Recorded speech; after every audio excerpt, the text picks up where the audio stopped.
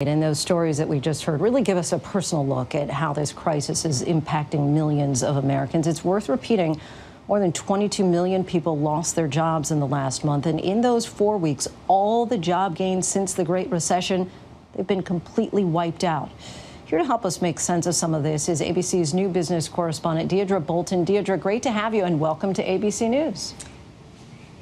Thank you very much. Starting in a very auspicious, historic time. And you mentioned those staggering numbers where, to your exact point, in the past 4 weeks, we have lost more jobs than we created in the past decade. And as most economists are telling me, at this point, the virus is the economy. The economy is the virus. So most agree that testing is the most important way to get people back to work, because people have to make this huge psychological shift from this virus could hurt me or someone that I love to turning that page to being willing to go back in an office, back in a restaurant when they reopen. And then, of course, that confidence is what's going to underpin business leaders in their confidence to invest, to rehire, to put more money in infrastructure, more money into equipment. So it really is a confidence game. And of course, just one big contextual point.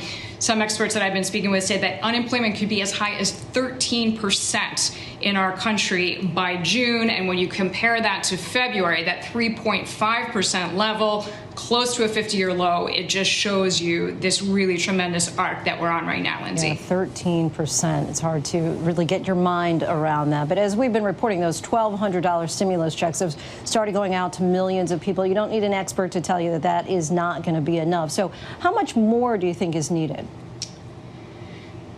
Well, at this point, it's about putting out fires. And many people have said, if your house is on fire, you don't worry about the water damage that is going to come after the firefighters are there. You just need to take care of people now. We know that the Treasury Secretary, Steve Mnuchin, has said that this is really akin to a bridge loan meant to just carry people through these 10 weeks of the lockdown, if you like. But if you look at the average rental for a 2-bedroom apartment in the U.S., just average, it is exactly that, $1,200 a month. So when you say there are people who say it's not enough, that is exactly one data point why that is certainly a point worth making. As far as people who we've already reached out to, most people are spending that money right away on food. So no word yet on further stimulus or further, let's say, support. But there are a lot of people saying it's not enough, Lindsay. This small business loan program designed to keep small businesses afloat during the shutdown, we just heard, ran out of money earlier today. What needs to happen in order to keep these businesses afloat?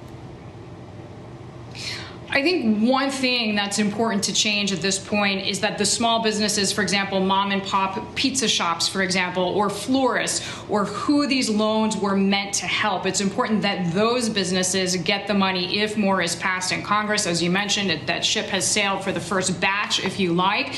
But one troubling statistic that has come across is that 82% of the small businesses who received part of that funding, there's about 44,000 of them who are worth $1 million or more because of the parameters and some of the tax loopholes. So you have companies or entities such as hedge funds, for example, who were legally able to apply and receive funds. And obviously, Lindsay, that is not at all who it was intended for. Back to you. Deirdre Bolton, thank you so much. Can't wait to meet you in person. Thanks. Hi, everyone. George Stephanopoulos here. Thanks for checking out the ABC News YouTube channel. If you'd like to get more videos, show highlights, and watch live event coverage, click on the right over here to subscribe to our channel. And don't forget to download the ABC News app for breaking news alerts. Thanks for watching.